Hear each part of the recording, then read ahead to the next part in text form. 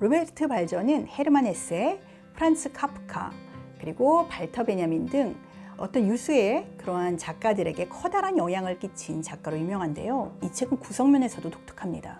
처음부터 끝까지 별다른 사건이 등장하지 않습니다. 그러면 도대체 이런 작품은 무슨 의미가 있는 것일까요? 어째서 많은 위대한 작가들이 로베르트 발저에게서 많은 영감을 받았다고 말해온 것일까요? 안녕하세요. 이교수의 책과 사랑 크리에이터 서울대학교 인류학과 이현정 교수입니다. 오늘 제가 가져온 책은 로베르트 발저의 베냐멘타 하인학교라는 책입니다.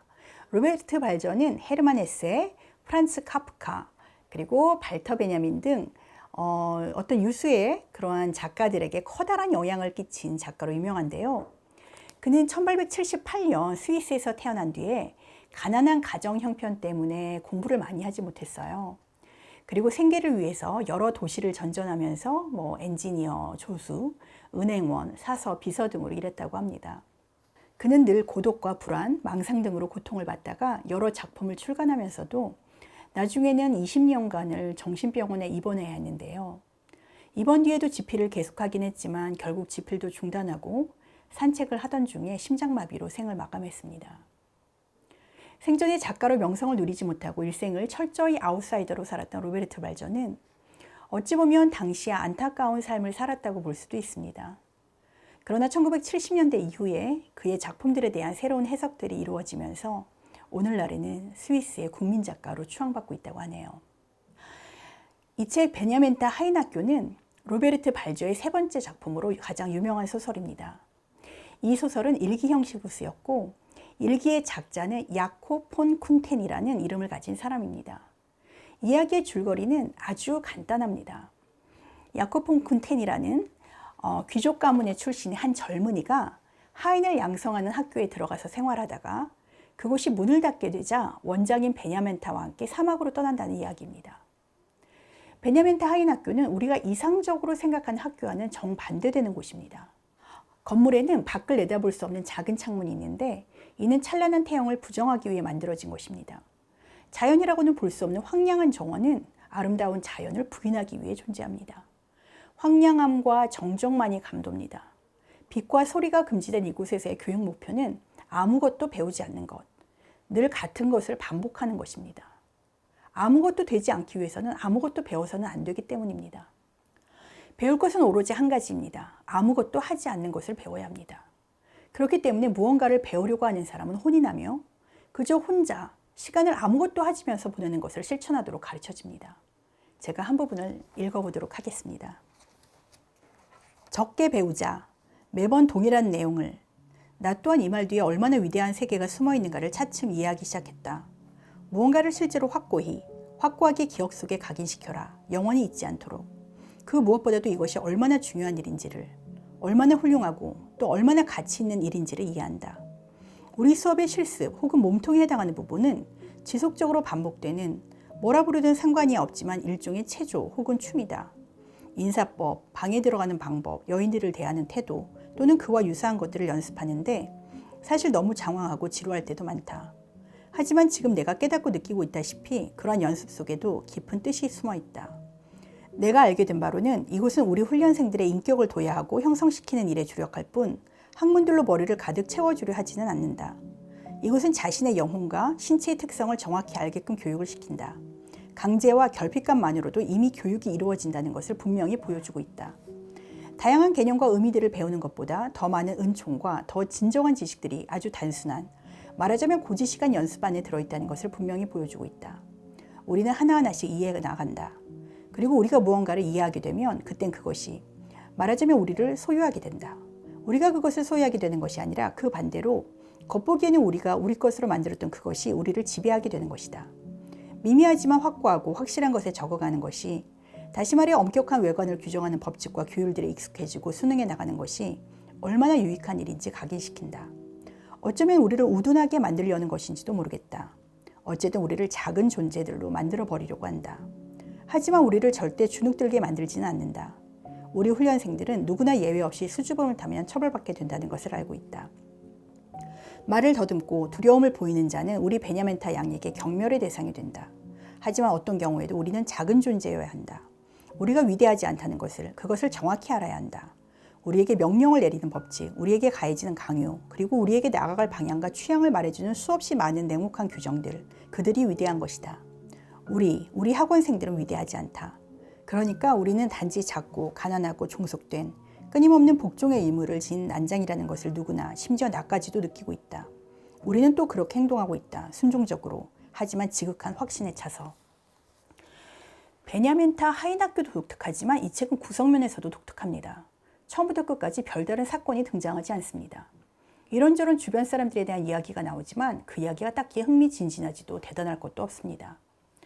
그러면 도대체 이런 작품은 무슨 의미가 있는 것일까요? 어째서 많은 위대한 작가들이 로베르트 발저에게서 많은 영감을 받았다고 말해온 것일까요? 우리는 거꾸로 이런 생각을 해볼 수 있습니다. 지금 우리의 삶을 한번 돌아보죠. 우리는 늘 성장하기 위해서, 발전하기 위해서 했습니다. 그것을 위해서 부지런히 책을 읽고 공부를 하고 또 신체를 수련하고 연마하죠. 그것은 왜일까요? 우리가 전보다 더 나은 사람이 되기 위해서, 어쩌면 훌륭한 사람, 위대한 사람이 되기 위해서일 것입니다. 그 훌륭함이나 위대함이 세상에 어떤 기준에 맞춰져 있는 것인지는 다를 수 있겠지만 우리는 더 나아가기 위해서, 더 발전하기 위해서 노력하고 몸과 마음을 수련합니다. 그런데 그것이 과연 살기 위해서 필요한 일일까요? 그것에 커다란 의미를 부여하는 오늘날 현대인의 삶이 과연 절대적으로 옳다고 할 수 있을까요? 아무것도 배우지 않고 시간이 흐름에 따라 발전하지도 않으며 늘 그 자리에 맴돌고 있는 이런 삶은 무의미한 것일까요? 도대체 언제부터 우리는 이토록 성장과 발전을 추구하면서 살아온 것일까요?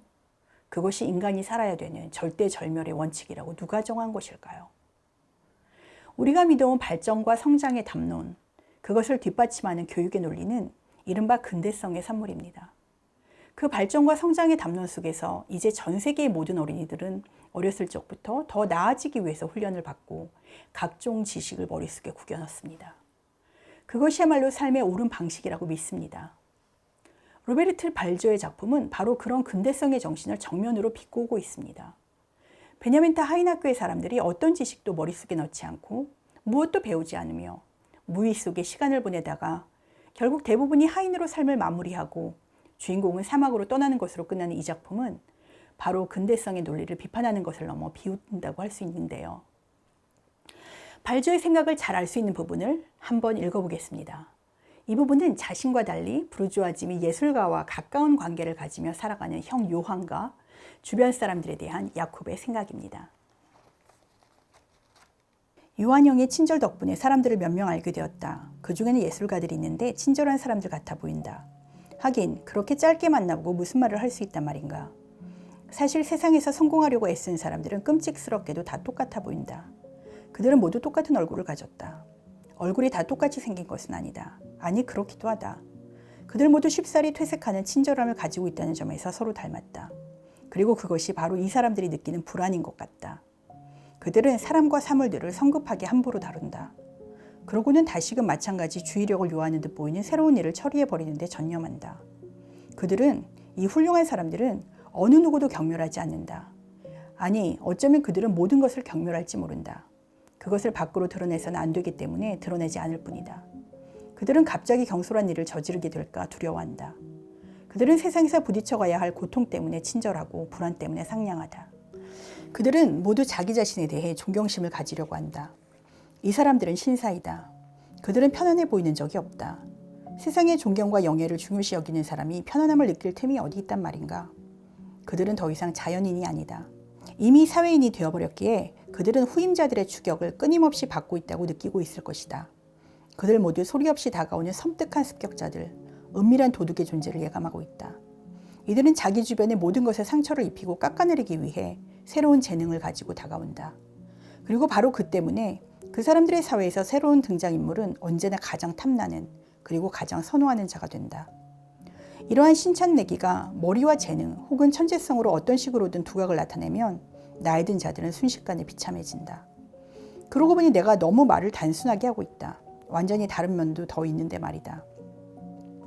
진보적인 교육을 받은 이 사람들 사이에서는 무시할 수 없고 오해의 여지도 없는 피로가 지속되고 있다.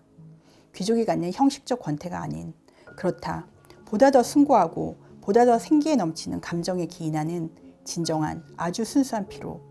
건강하면서 동시에 건강하지 못한 사람의 피로 말이다. 그들은 모두 교양 있는 사람들이다.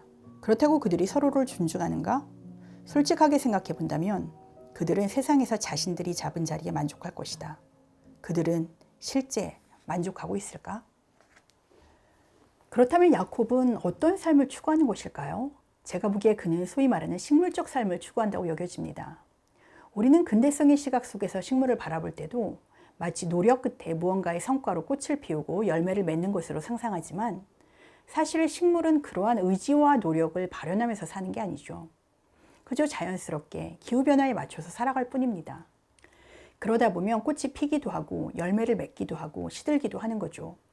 마찬가지로 발전을 위해 자아에 집중하고 성공을 향해 노력하지는 않지만 식물처럼 그 자리를 살아가는 삶을 이야기하고 있지 않나 싶습니다. 마지막으로 야콥이 자신의 비전을 말하는 부분을 읽으면서 마무리를 해볼게 합니다. 나는 나 자신을 발전시키지 않는다. 그냥 이렇게 주장해 본다. 난 결코 가지와 줄기를 뻗지 않을 것이다. 어느 날인가 내 본성과 행위에서는 그 어떤 향기가 날 것이고 난 꽃이 되어 약간 자족하기라도 하듯 향내를 풍길 것이다. 그러고는 크라우스가 멍청하고 교만한 반항아라고 부르던 그 머리를 숙일 것이다. 내 팔과 다리는 이상하게 힘이 빠져 늘어질 것이고 내 정신과 자부심과 성격이 모든 것이 약해지고 시들어버릴 것이다. 그러고는 죽게 될 것이다. 실제로 죽는다는 뜻은 아니다. 다만 그 어떤 형태로든 죽게 될 것이다. 그리고 그 후로 아마도 60년을 그저 그렇게 별다른 굴곡 없이 살다 죽게 될 것이다. 늙어갈 것이다. 그럼에도 난 자신에 대해 아무 걱정도 하지 않는다. 나 자신에게 어떤 불안의 말도 하지 않는다. 나는 말하자면 나의 자아라는 것을 전혀 존중하지 않는다. 그저 그걸 바라보기만 할 뿐이다. 나 자신이 내게 아무런 감흥도 주지 못한다. 온기를 느낀다는 것. 이 얼마나 아름다운가. 난 늘 온기를 느끼게 될 수 있을 것이다. 무언가 개인적이고 이기적인 것이 내가 따뜻해지고 불타오르고 관여하는 것을 결코 방해하지 못할 것이기 때문이다. 내 안에 존중할 만한 어떤 것도 그리고 볼만한 어떤 것도 없으니 난 얼마나 행복한 사람인가. 작게 존재하고 작게 머무는 것. 그 어떤 손이, 상황이, 어떤 물결이 나를 높이 들어 힘과 권력이 지배하는 곳으로 데려간다면 난 나에게 특권을 주는 이 상황을 깨부셔버릴 것이다. 그리고 나 자신을 저 밑, 아무 말 없는 어둠 속으로 던져버릴 것이다. 난 오직 저 밑의 영역에서만 숨을 쉴 수 있다. 네, 여러분. 아주 독특한 책인데요. 여러분들은 어떻게 느끼셨는지 궁금합니다. 오늘 영상은 여기까지 하겠고요. 지금까지 들어주신 여러분 감사드립니다.